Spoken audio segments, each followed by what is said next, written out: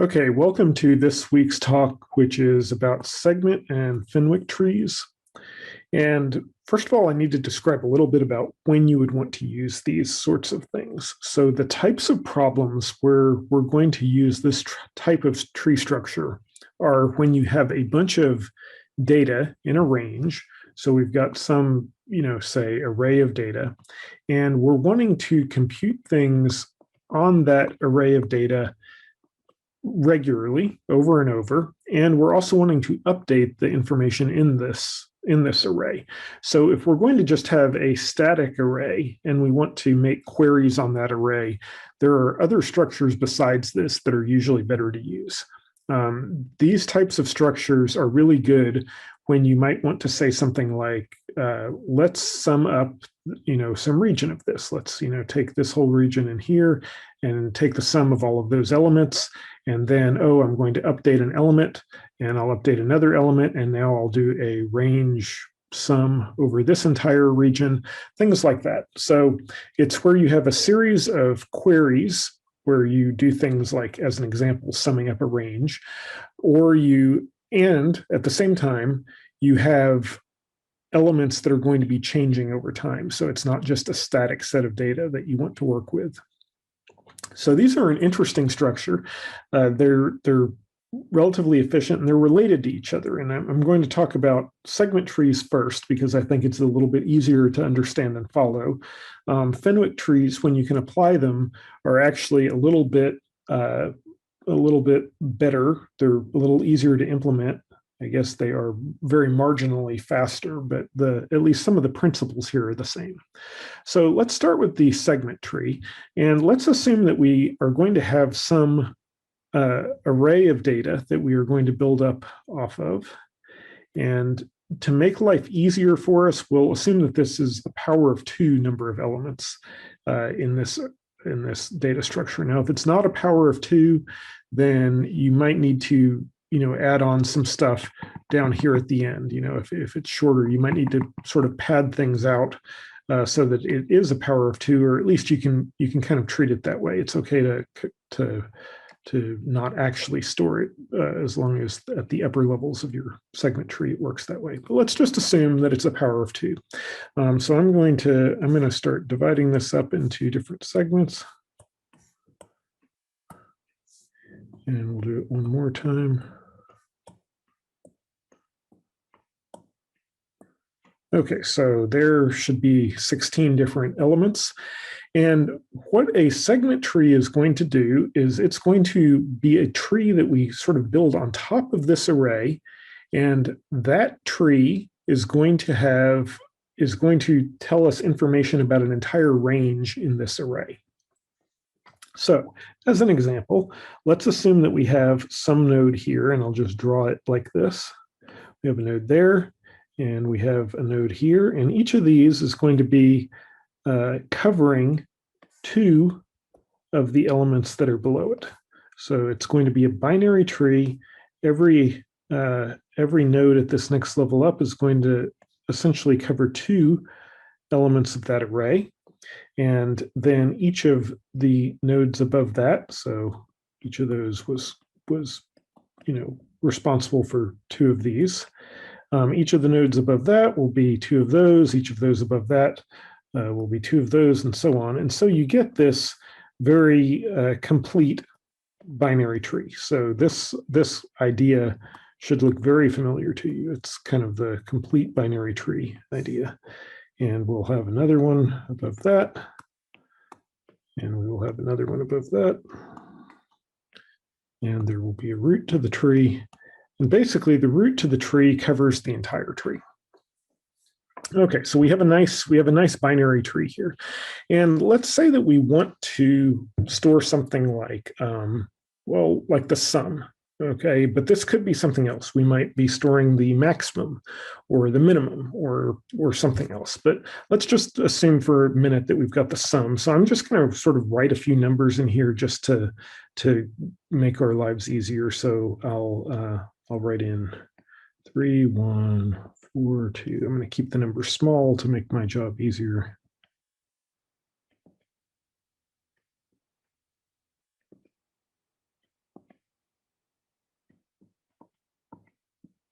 Okay, so there's a bunch of numbers, and each of the nodes that goes up from there is just going to be built up from the sum of everything that it covers. So for instance, this would be 4, and this would be 6, this would be 6 and 7, 6, 4, 7, 3. And each of those we will build up again.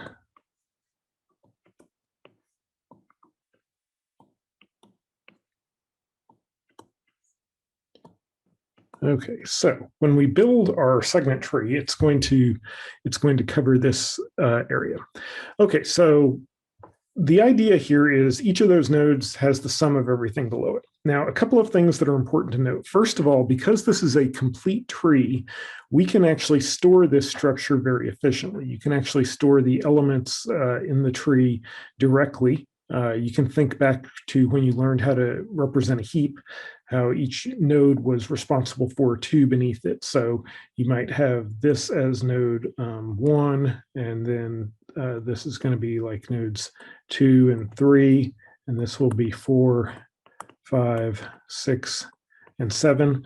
Okay, and so you'll notice that the children, if you have a node I, its children are going to be 2i and 2i plus 1. Okay, as an example.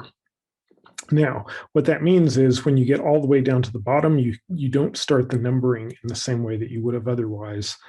So, this is going to be 8, 9, 10, 11, 12, 13, 14, 15. And so this one then would be starting numbered at 16 all the way up to 31.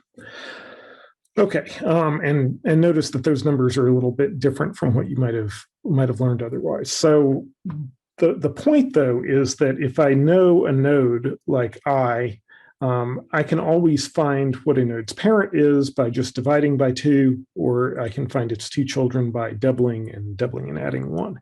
And since it's a complete binary tree, that makes indexing and finding parents and children very, very simple. So that we don't have to follow pointers or anything like that. Okay, so this is going to be the basic structure. We've got an efficient way of storing it. We can store all of that data easily. And the point is, when I want to find a range sum, so if there's some region that I would like to get the sum over, I can do it by only accessing parts of this tree. So I don't have to actually go through and add up, say, every element that's there. So let's say that I would like to go from, this element from here all the way over to, we'll say right here.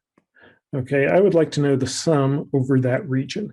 Now, one way I could do it is I can just go through and check item by item. So 1 plus 5, that's 6, 8, 10, 14, 17, 18. So I know that the sum ought to be 18 when I do that. And for something, kind of trivial like this little toy example that we have here, that's not so bad.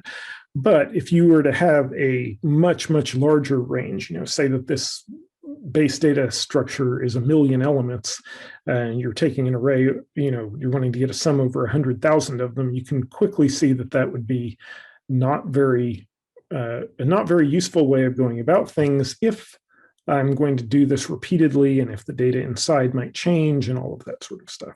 Okay, so the way we can do that in this case is we have a range of what we want to go, and we want to know kind of what's the range that the left side and the right side of this of each node are going to cover or are going to handle.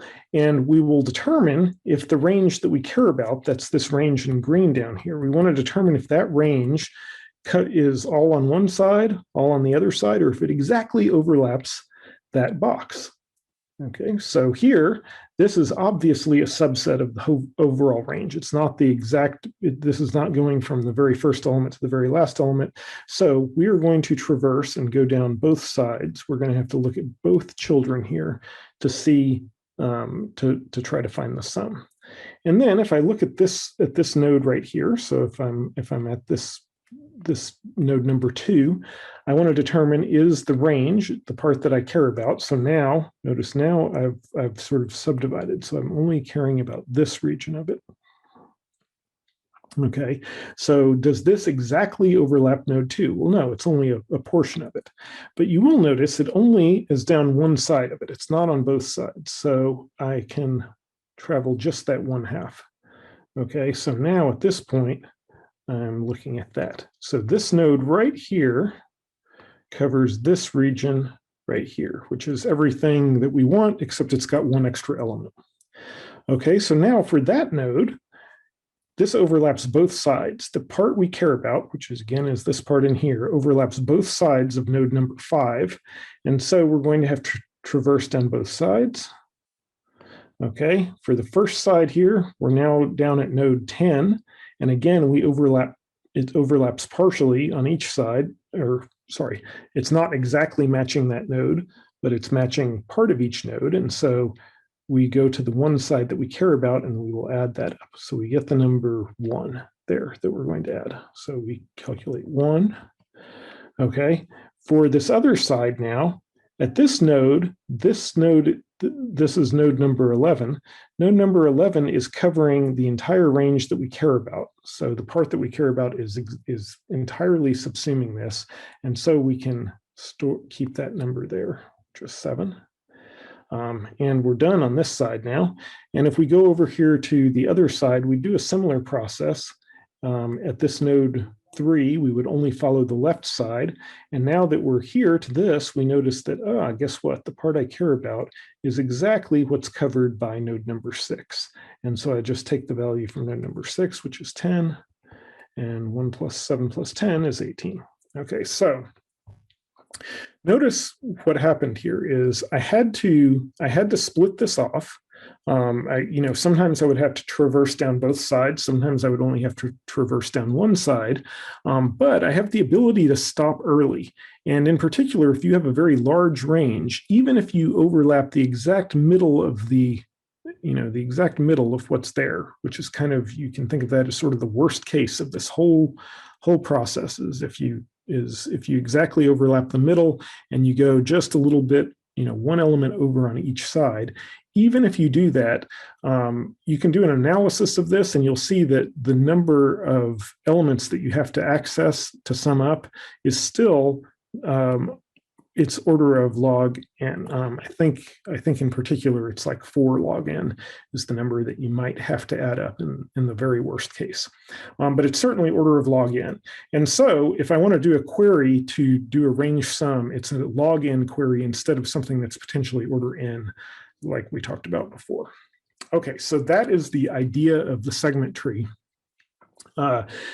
What the kind of the part of this that is maybe a little bit trickier is knowing whether the range that an element covers. So if I have a single node, I have to know what its left and what its right are, so that I know, which part each side is. And of course, halfway is going to be the breaking point between the things covered by the left child and the things covered by the right child. So I need to actually compute that at each point. Okay, so the way you can implement this, where you want to actually know your bounds of left and right, are when you are up at the very top element, and I'll just do this in red, you know that this is going to be, say in this case, this will be the elements from 1 to 16, for instance. So you can keep track of 1 to 16, or you could do 0 to 15, whatever, doesn't really matter. And every time you go down to another level, what you want to do is keep track of what the range there is. So this one, for instance, would be from 1 to 8, and this one would be from 9 to 16. And if you just write this as a recursive call as you go down the segment tree, you can do that to get all the way to the bottom. Okay, so hopefully this idea makes sense. It should feel very familiar to you from learning about binary trees in the past and kind of how they work. It shouldn't seem like a totally foreign idea. There are a few things that are a little bit maybe tricky, and one of them is that you might have to traverse down two children at a node instead of just one, and check each one of them. But the overall process should look familiar. There's one more thing I want to add to this, and I want to talk a little bit about lazy propagation, because that's one of the things that's really nice in a segment tree, is that it's not too hard to do lazy propagation. And what we mean by that is I'm going to just draw a binary tree. This idea carries forward to stuff besides just a segment tree. It can carry forward into a lot of other operations, but hopefully you'll get the idea.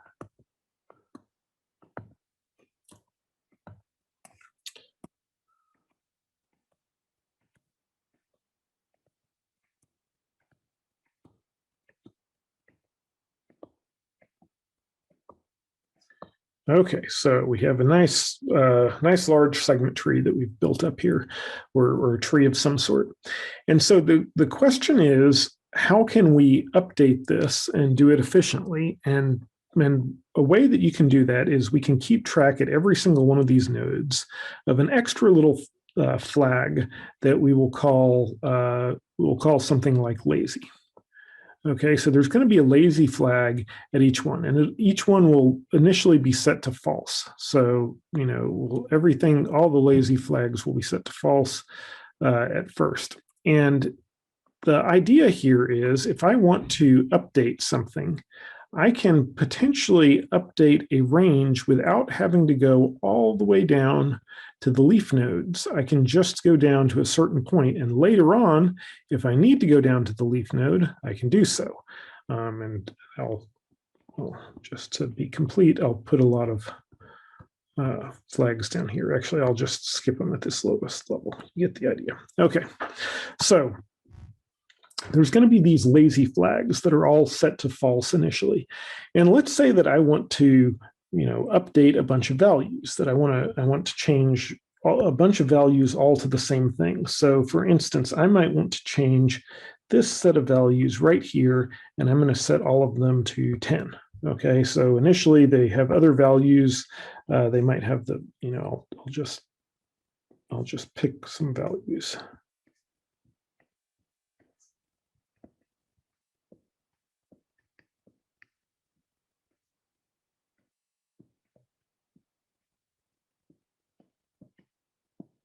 Okay, so there's some, and let's say that I want to update the value of all of those things to 10. Well, one option would be to go down to all of the leaves and change them to 10, and say I'm keeping track of the sum of all of them, because remember that in this case I'm wanting to be able to do a query that's a sum. And sorry, let me step back 1 second. Remember that this segment tree, you could use it to calculate a sum. You could do things like a min, or you could do the max. There's other things that you can do, just pretty much anything that, as long as you can identify the value at one node by looking at its two children, you can usually handle it.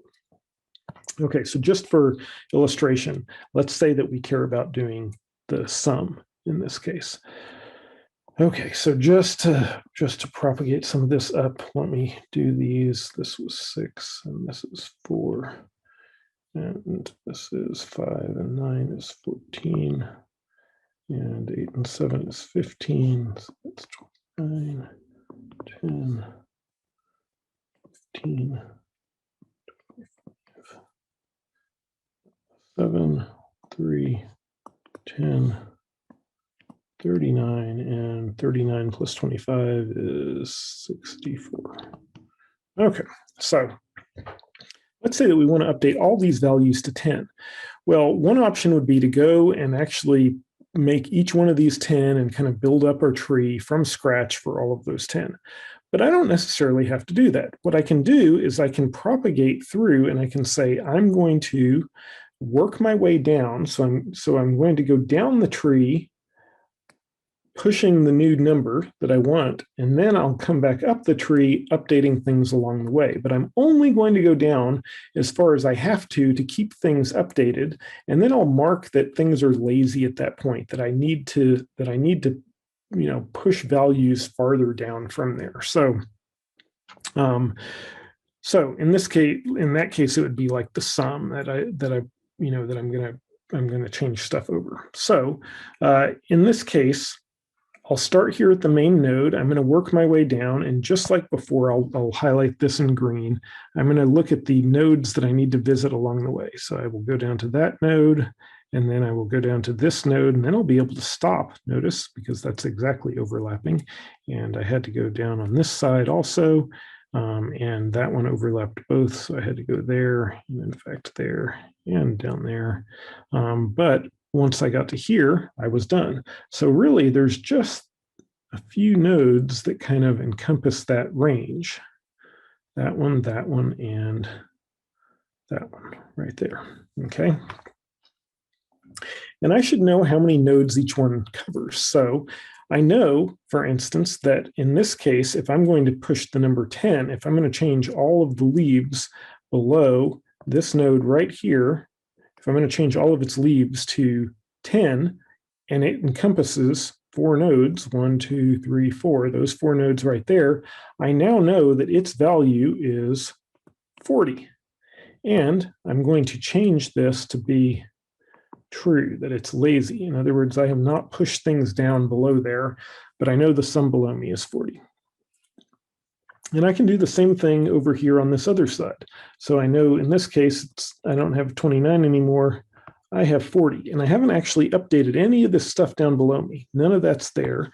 I again mark that this is lazy because I've gotten all the way, I've just stopped there. I haven't propagated anything any further. And then on this other side over here, I had to go all the way down. So all the way down here to change that 4 to a 10. And it's not lazy anymore. I made it all the way to a leaf, but I do need to update everything along the way as I go up. So that 10, this 7 now becomes 13, and this number here becomes 16, and this number here becomes 16 plus 40, which is 56. And likewise on the other side over here, the 40 and the 15 there, this now became 55, and 55 plus 56 is 111, if I did the math right. Okay, so notice now that I have managed to update and get my entire range sum without having to go down to every single one of the leaves. I only had to go part way down, and I was able to update that.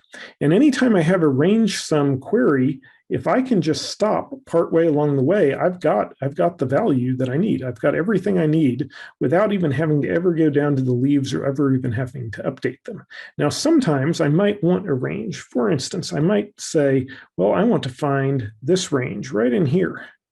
Okay, so I kind of want these 3 nodes, and I want to get the range sum over those. Well, what will happen at that point is, as I go down the tree, as I work my way down, when I come to something that's been lazy, I'm going to have to push the laziness down to its children, and then update each of them so that this is 20 and this is 20. Okay, and notice that the one on the left over here, this one over here, I don't have to update it further because I don't really care about it. And in fact, this now is all I need since it encompasses both of those. I never even had to go to the leaves. And likewise, and at the same time, this would no longer be lazy. So that's now false. Likewise, I'm going to have to push down the other side over here. So that becomes false. I update that to 20, and I update that to 20, and I say this is lazy. This one over the other one here, this 20, I can't stop there because I have to go down to the leaf. So I do in fact update both of those, and I get that. And so now, if this was the range that I care about, that part right in there, I can sum up that 20 and that 10 and get that the answer is 30. So as you need to later on, you might have to address the things that are lazy by pushing them down further, but until you actually get to that point, you can leave things as they are. And this idea of lazy propagation, it's a very valuable idea. I will just say I've used it in my own research. It was the key part of actually what went into my dissertation work was doing some lazy evaluations of numerical values, but this is an example where you use it on a segment tree. Okay, so that's what I wanted to say about segment trees.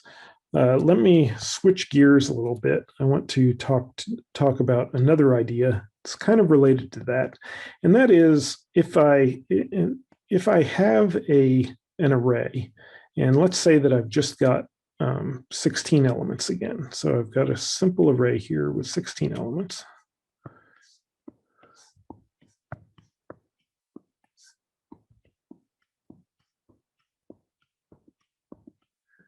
Okay.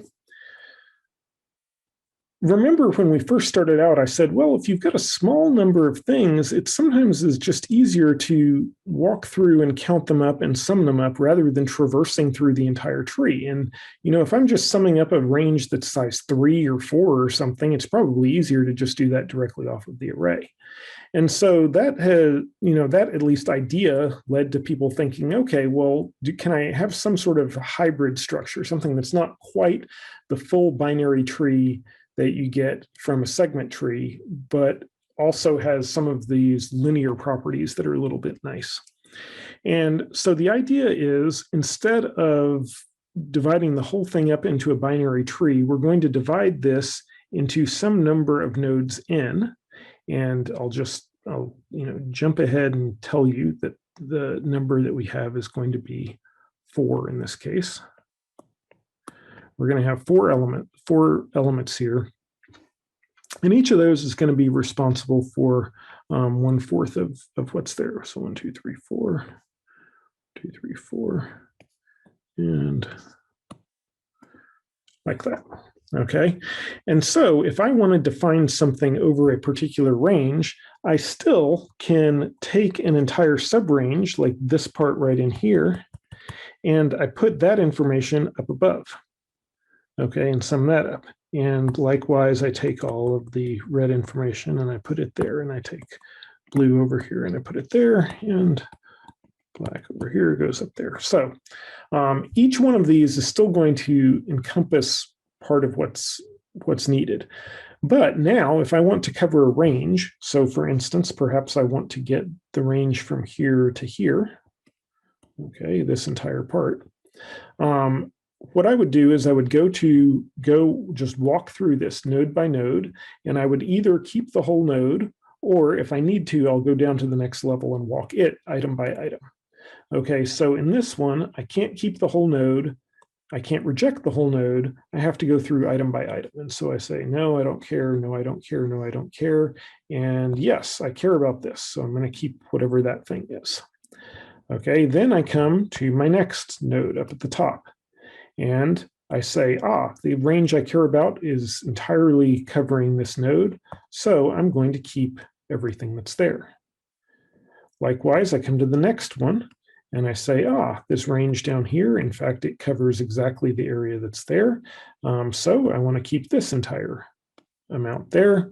And when I come to the last node, I say, look at that and I say, nope, none of that's in the range I care about. I don't worry about it at all. Okay, so these kind of the things marked as blue circles, those are the only ones that I have to add up. And this sort of idea of doing a trade-off between a number of levels and the size of them, people would say, okay, well, what's the optimum? And the optimum is if I have n elements here, then I want to divide this into square root of n elements. Okay, and that's going to be sort of your ideal breakdown. And so this is sometimes called square root decomposition.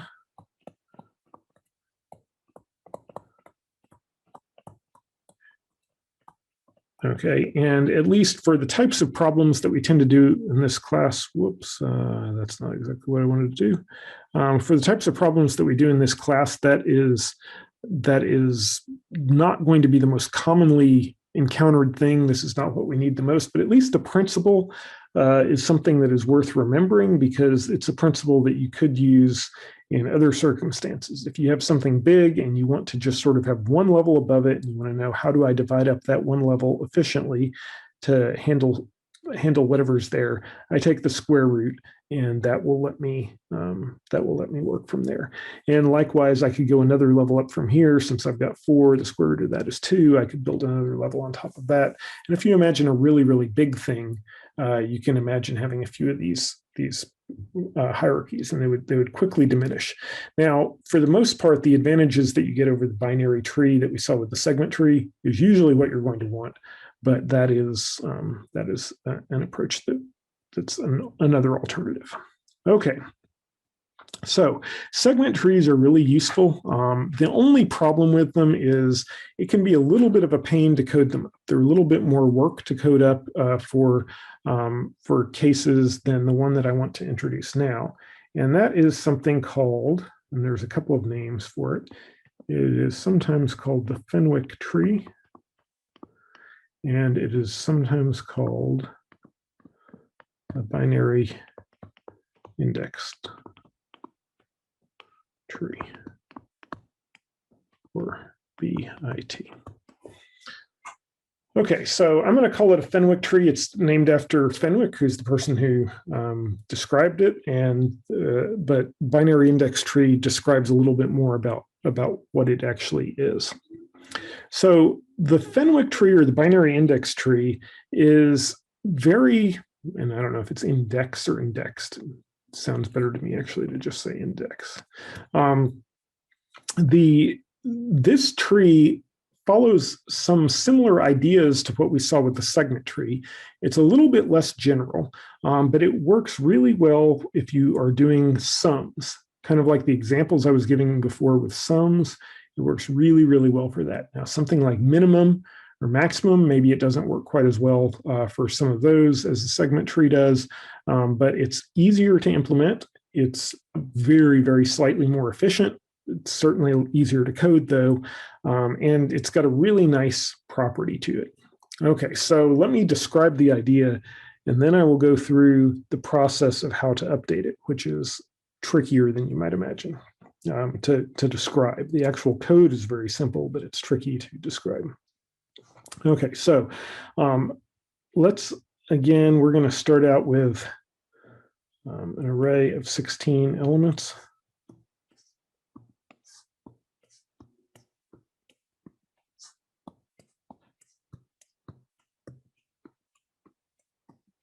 Like that.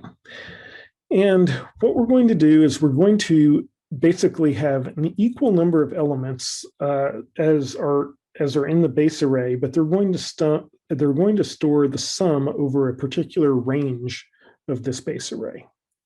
Okay, so it's almost like we can store the whole thing in a more efficient, more compact structure. Okay, so let me describe how this will work, and I'll use slightly different colors here to show different levels. So we will have individual nodes that you can basically think of as the odd numbered nodes if we start from 1. And it is typical to start these from index 1 instead of 0 because of the way the process works that I'll mention in a minute. Basically, each of these odd numbered nodes just stores the value for the one node below it. Okay. So we will keep 1, and it stores just that one single value. Then we'll sort of take pairs of values above that. So and I'll use green for this. I will have a node here that is node number 2. Okay, so node number 2 will actually store this entire range, 1 plus 2. Okay, so whereas this was storing node 1 and 3 and 5 and so on, that green node there will store 2. We will have another one here. This is going to be node 6 that is going to store 5 plus 6. So it's going to cover that, this entire area is 5 plus 6. And let me just go ahead and label these 1 minute. 7, 9, 11, 13, and 15. So we will have our next one, and I'll just show you how this works. Kind of the next level up will be node 4 that will store the sum of everything from 1 to 4. Okay, and up above that, we will have one that stores everything from 1 to 8. And then we will go kind of back down here to something that stores. This will be number 10. And we'll have one that stores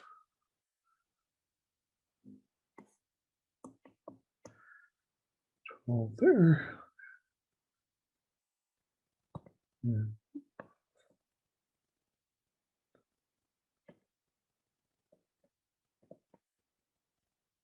And finally, not sure how easy it is to get a different color. I'll try this one.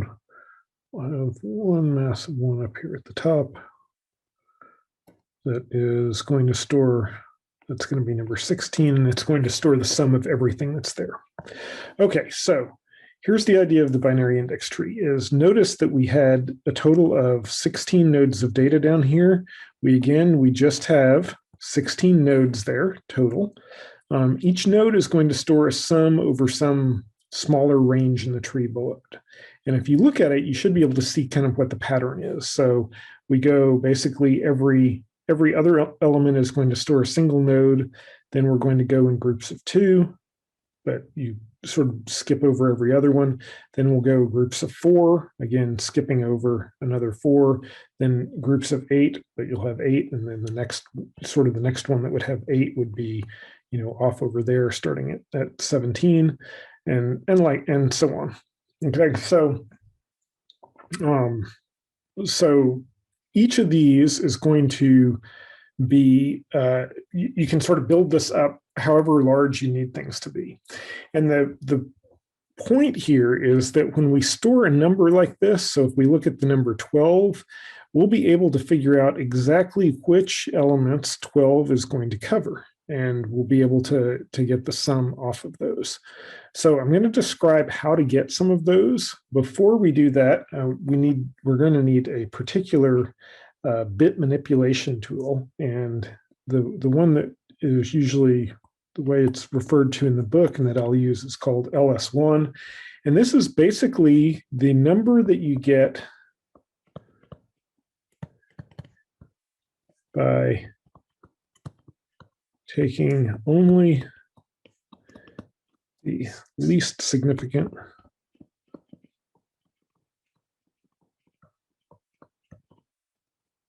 one bit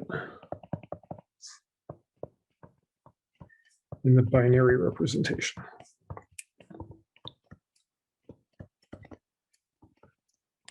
Okay, so we'll come back to that in a minute, but let's see what LS1 means.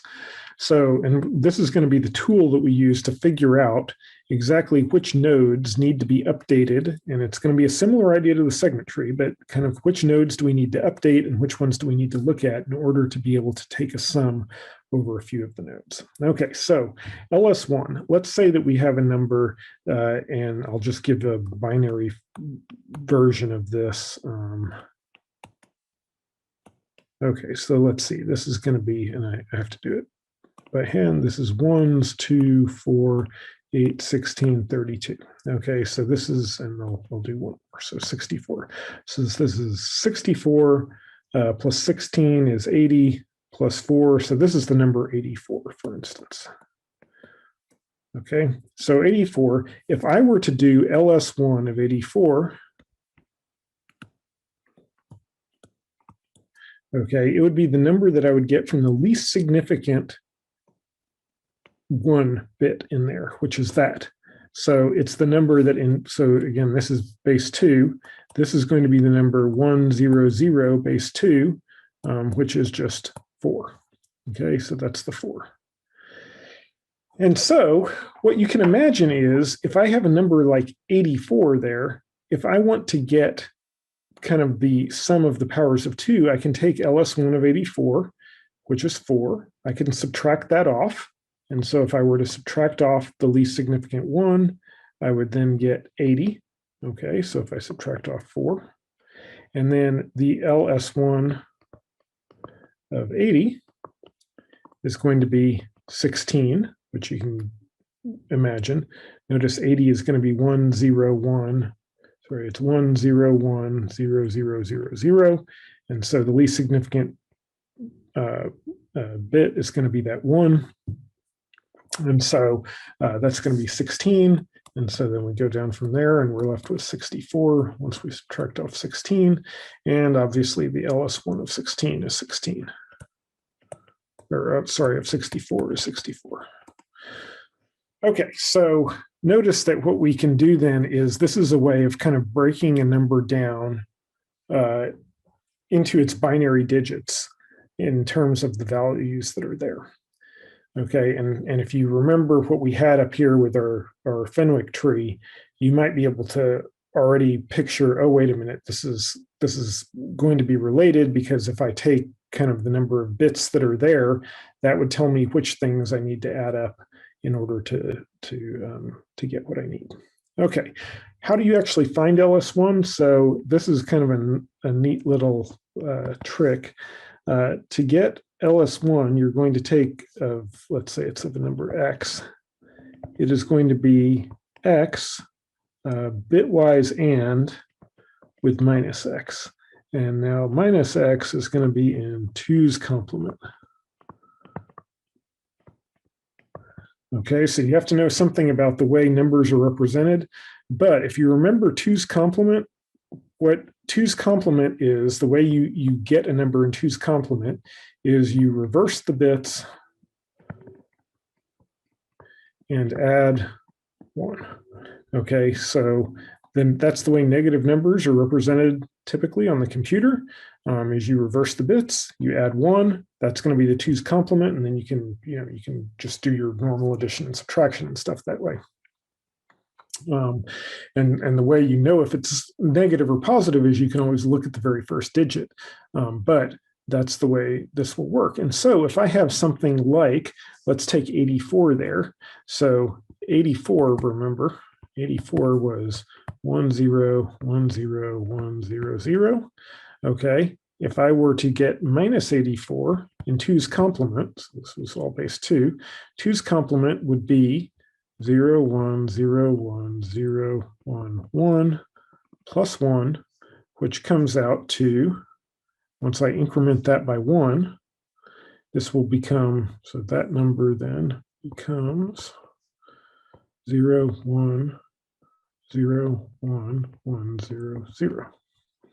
Okay, and now if I were to do a bitwise AND between those two numbers, okay, notice that every digit, those two things go to 0. And that's going to be true all the way down.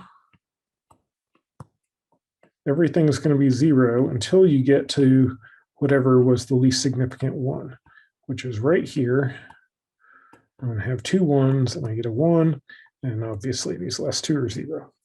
Okay, and so this, notice, this is the number 4, just like we said. So this operation, this LS1 of x, it's a very simple thing to implement. That's all the code you need to do it, is x bitwise AND with negative x. And because it uses because computers use 2's complement, we can get that least significant 1 bit there.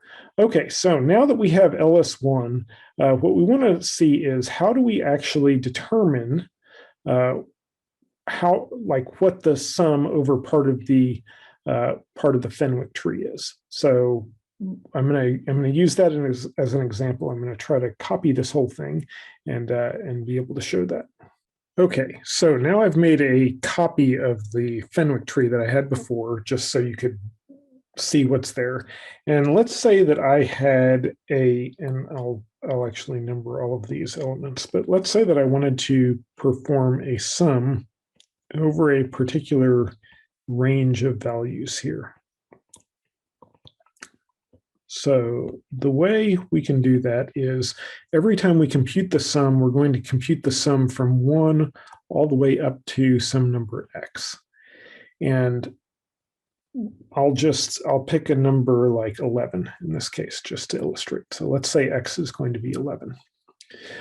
So I want to get the sum of all of these numbers from there to there.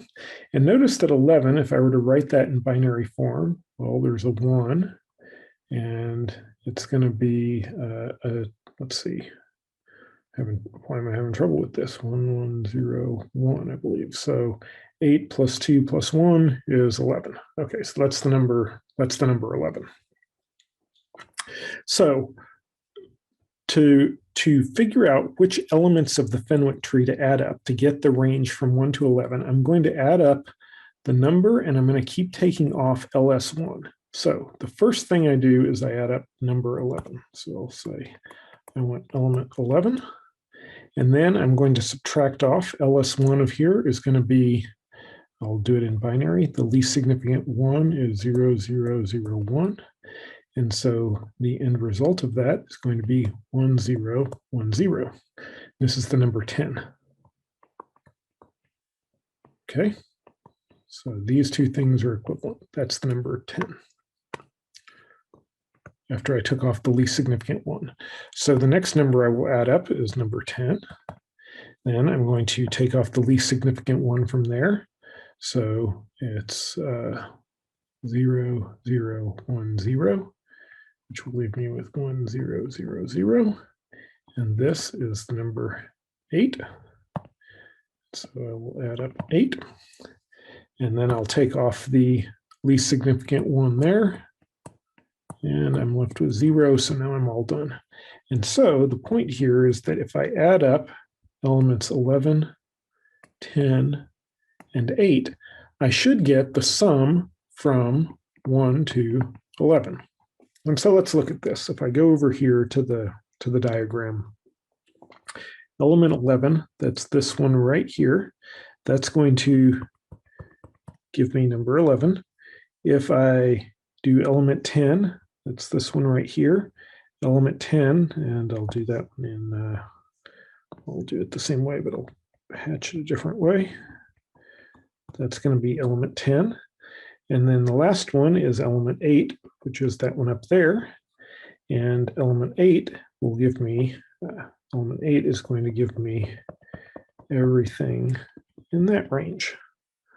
Okay, so indeed, I'm going to sum up from 1 to 11 by summing up those three values.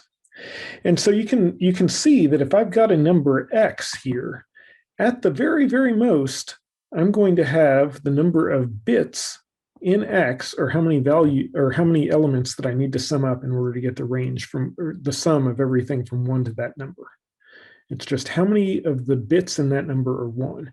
And the maximum number of bits that are 1 is going to be log of X, okay, at the most. And in fact, typically it's going to be less. It's going to be on average half of that. So you have to, average on average, you do half of them. And this operation here of just taking x minus LS1 of x, just doing that repeatedly, so you just basically say, while that number still exists, while that's true, you're going to keep looping through.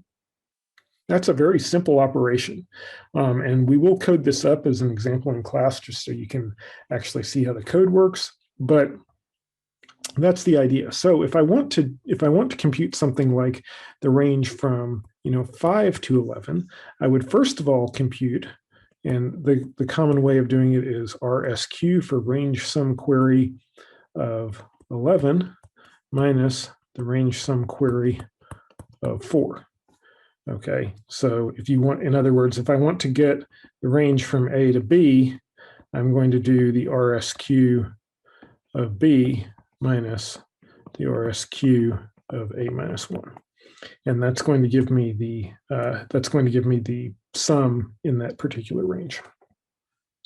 Okay, so this is again, it's a really nice structure because first of all, it's very compact. You're not using any more information than you had in the original data, and and you can access all of the elements that you need to in something that's log n time, or log x time, where x is whatever element you're wanting to sum up to.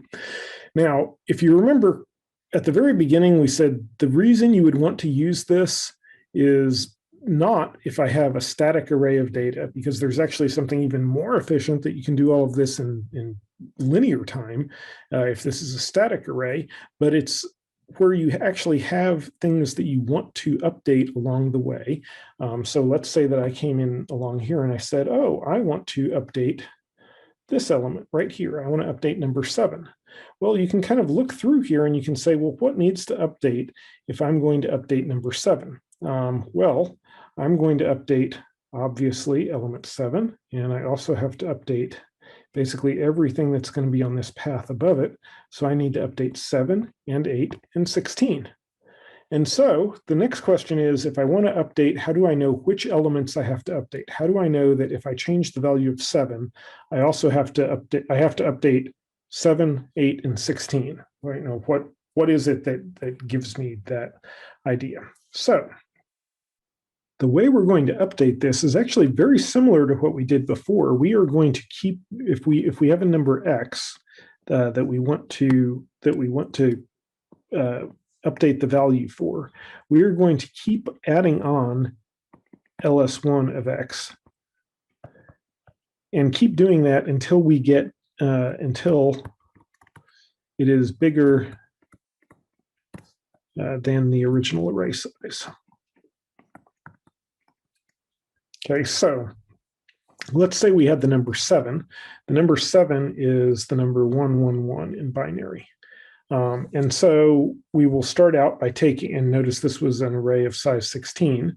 So if this is the number 7, LS1 of that is going to be 001. And if I add those on, I get the number 1000, and that's equivalent to 8. Okay, so I had to update 7 and 8. And then the least significant one there is going to be this. And so if I add those two, I get this, which is 16. So it updates 16. And then if I add this on again, and this should be obvious, I now get 32. And now this is too big, so I don't need to update 32, but I do want to update 7 and 8 and 16. Those are going to be the numbers that I actually have to update along the way. Okay, and so so pretty much you've got two operations here on the Fenwick tree. One is going to be you just keep adding on that least significant bit, and that's going to let you work your way up kind of through this tree and figure out which things need to be updated along the way. Just as another example, so that we can illustrate, let's say that we wanted to update 12. Okay, just so you can see that this is there. So I'm going to do this right over here so you can illustrate it. So the number 12, so 12 is the number 1100. So 8 plus 4 plus no 2s and no 1s. So that's the number 12. If I add on the least significant 1 to that, I'm going to get 00001. And this is going to be the number 16. And so the numbers I would update would be 12 and 16. And sure enough, if you look at 12, it is the numbers 12 and 16 are the only things that you would have to update to update 12. Okay, so that's the process. If you want to update, you just add on LS1 over and over until you get big enough. If you want to get the range sum query over something, you just subtract off LS1 over and over. LS1, remember what we said before, that LS1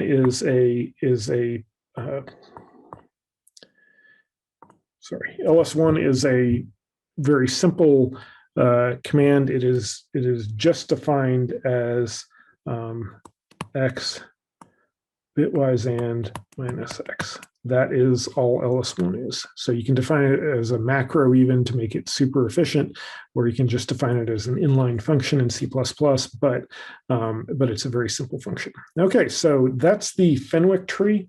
The Fenwick tree, again, it works when you want to do something where you have sums. So notice that everything we had here was a sum.